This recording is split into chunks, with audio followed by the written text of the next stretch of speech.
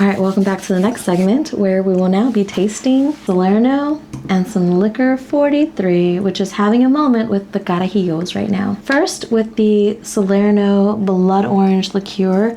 It is an Italian liqueur that's made in Italy from, I don't want to kill this, Sanguinello oranges and Sicilian lemons.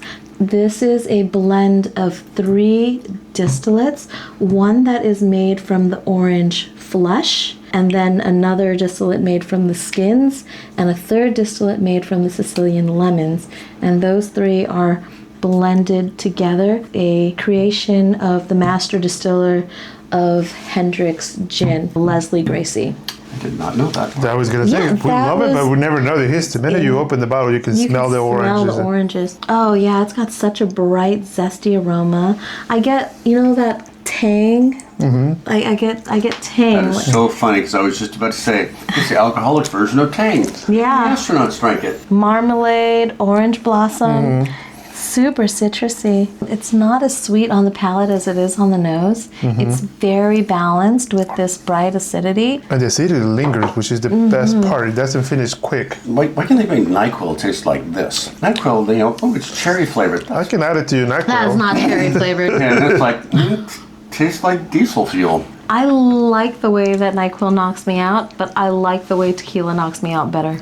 Always. Always. That's it. Very dry in the finish, cooling citrus vapors. And the sweet stays in the palate and it evaporates fast. So it's not like something that was too sweet and it will stay there. Once you breathe, it kind of evaporates. I get a little bit of vanilla in the finish. Like right in the finish is the last note that lingers.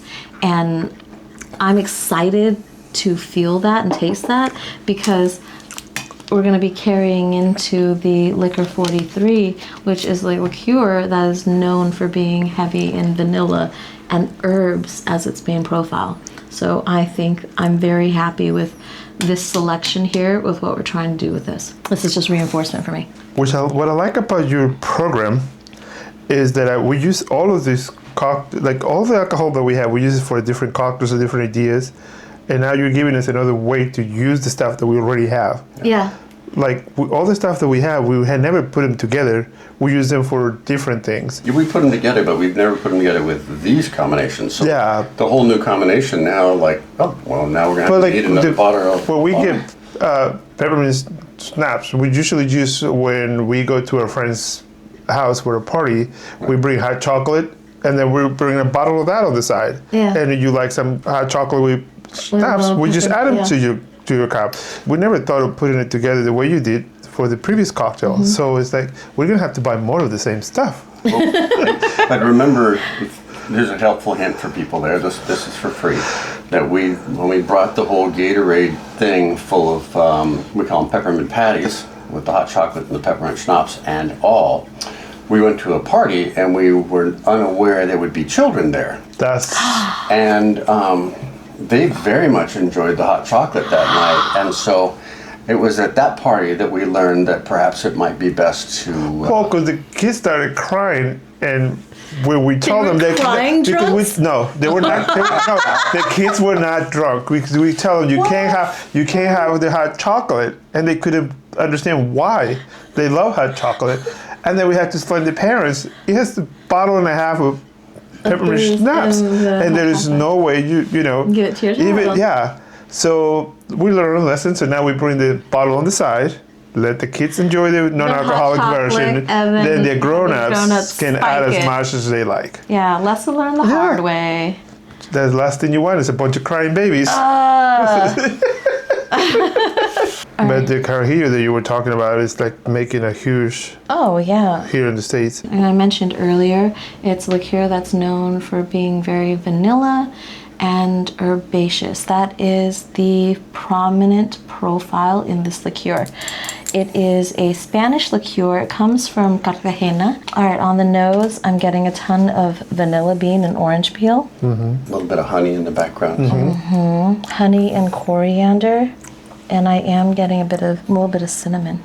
The texture also, it coats all of your mouth. It just gets all in there and That's the sugars. A little hint of chocolate. Yeah, chocolate, yeah. All right, now for the taste. So the recipe, it's called Licor 43 because there are 43 secret ingredients that are proprietary. The recipe was developed in 1946 by the Zamora family, and it's based on an ancient Roman golden elixir by the name of Licor mirabilis, famously known for the Carajillo cocktail, which is Licor 43 and espresso shaken together, served on the rocks, which is fantastic, delicious, fabulous. If you haven't had it, definitely give it a try. I'm surprised if you haven't had one yet.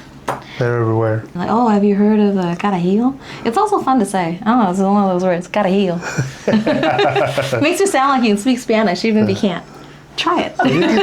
But you do. But I do. They don't need to know that. But I like it when they don't know. it also could be that cross between something in Spain and Catalonia and something Italian. So like, what did she say?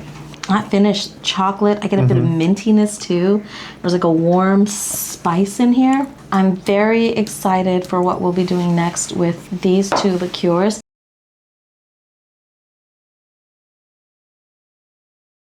And I did mention that we were going to be making a spiced apple cider to go along with this. So I can help. we got some cider. And then from pantry foraging, we have the following ingredients that will be used in this spiced cider. Some cloves, that's classic. Lemon, this is a maybe for me. This really fancy, cute bottle of maple syrup. Some cinnamon powder, fresh ginger root, allspice, jamaica, otherwise known as hibiscus tea, Oribe Tea Company chai turmeric loose leaf tea. So if you have chai tea and some turmeric powder, you can play around with this.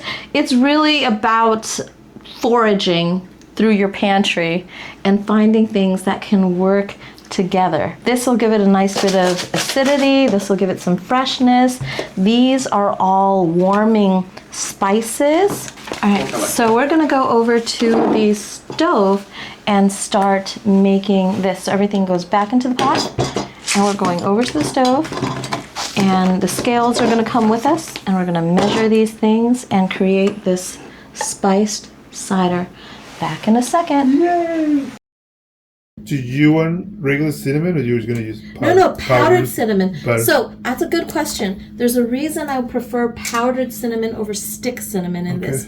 It's surface area ratio. You can extract more flavor from a smaller amount of these spices when you have better surface area ratio. I'm gonna go in with, say, 2 cups, so 16 ounces.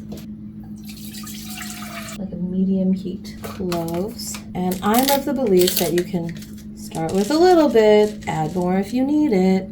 Because if you add too much, you fucked up. 1, 2, 5. Because a little bit can go a long way with those things. Cloves. Half teaspoon of ground cinnamon. That warm cinnamon spice, it reminds me of fall. I always say tweak it and do whatever you want with it. You know, add the things that you like, leave out the things that you don't. I like orange peels on mine sometimes. Like with a little bit. See, but in place of doing that, we're doing the orange peel distillate in the Solerno. Because I agree. I like that too. But I wanted to achieve that flavor in a different way. That sounds good. It is very, very finely milled. I don't know if you can see that. Oh, that's a beautiful fragrance. So that came from Chris and Marty in Kauai. It's quite potent and finely milled. I'm gonna knock that back to a half a teaspoon. So if you're gonna add it, you should be able to taste. If you're gonna put the character on the stage, give it a part. Really, really thin, because again, we're playing with surface area.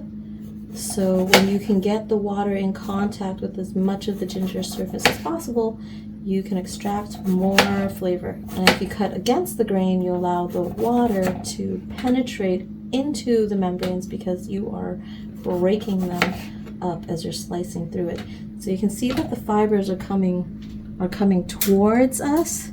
It's So if you cut it this way, you're going with the fibers. We're trying to go against the fibers so that we can open them up to get more flavor. We're going to do about an inch of fresh ginger, finely sliced. I just want to go ahead and whisk those spices around. And I'm seeing some steaming, so we're going to put that on low.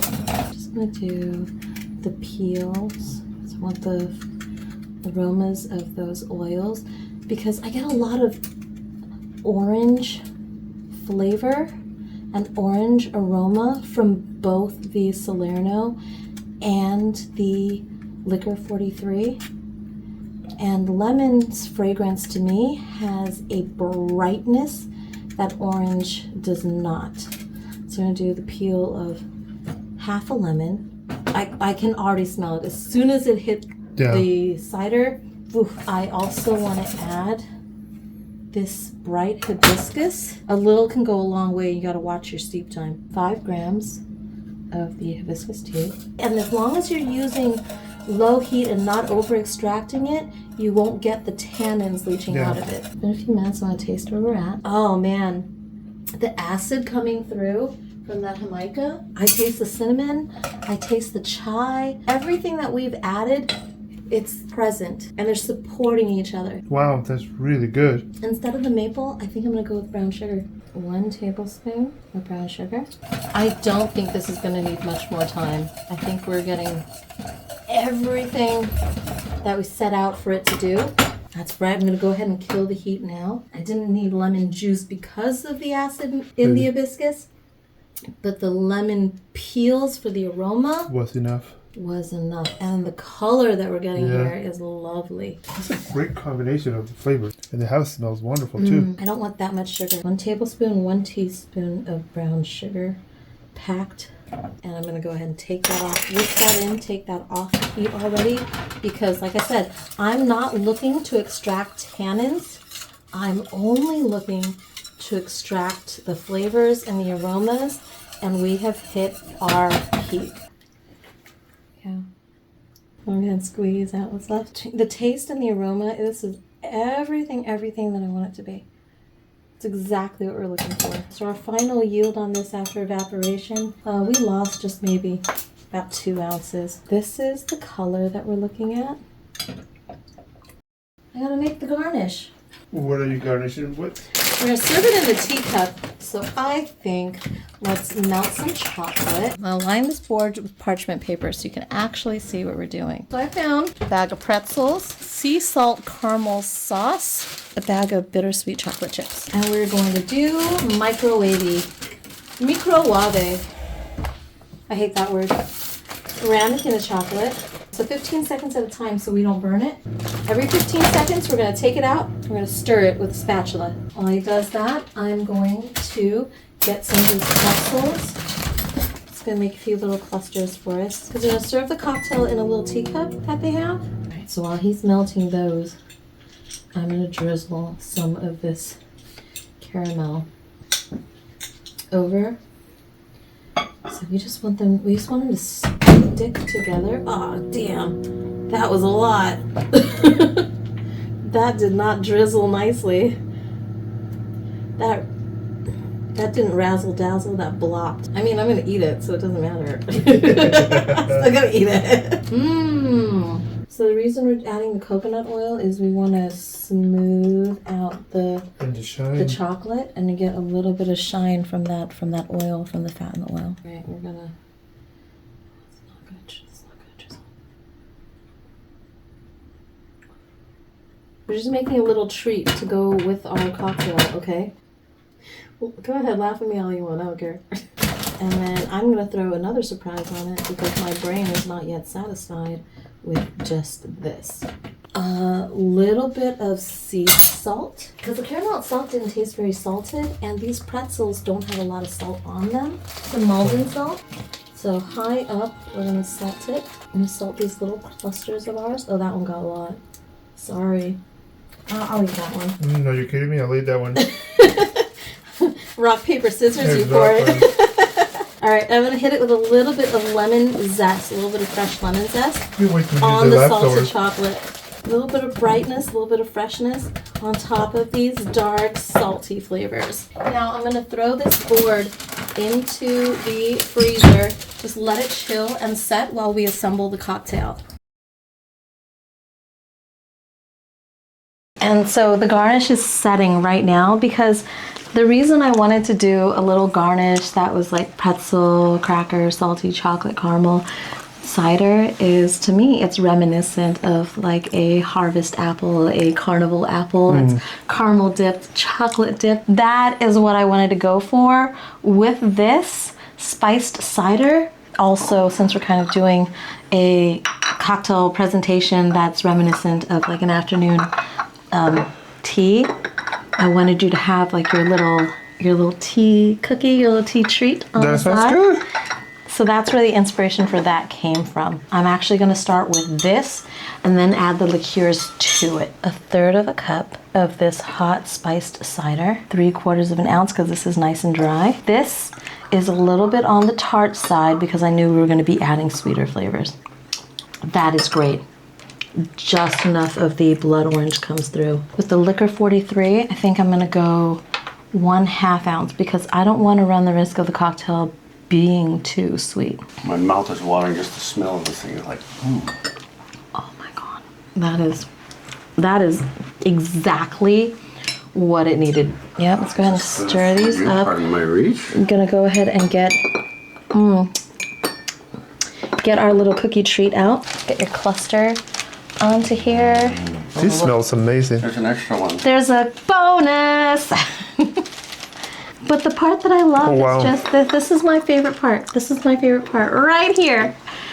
It is really good. I'll wait for Tom. Yeah. Hurry up, dude. Trying to drink over here. Just letting it cool down. Cheers. Merry Christmas. Merry Happy Christmas. New Year. Happy New Year. Indeed. Oh, the nose. Spices, everything comes through really nice. Doesn't need anything else. So the first one we made with a little Christmas tree in it tastes like a Christmas card. This tastes like the fireside beverage after you've opened all the gifts and everybody's gone home and you're just going to sit down and relax and have your cocktail. Oh my God, with the pretzel. Did you try it? Yep. So good. The lemon zest on that pretzel. It brightens the whole thing out. Pow. Really good. Hint of coconut. You have to really like take your time and really savor this drink. And I think Yeah, there everybody can are a make these. lot of flavors going on in here, but they're not fighting for your attention. They're sort of all swimming together and just flowing.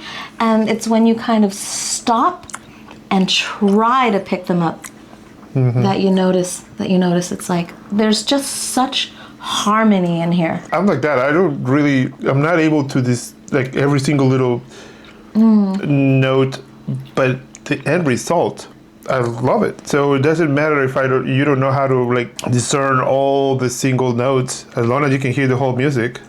Right? You don't have to be able to discern every instrument As in long the as you can orchestra or in the song to enjoy the melody. You're right. Because a lot of times, Great analogy. I love it. I'll take well, my song is over. This Just saying. that pretzel with the That was lemon good. zest with the cocktail. We're gonna have to make more of those. I'm now looking at it thinking I made too little. I'm gonna have to do that again. Yeah. We need to make more. Yeah.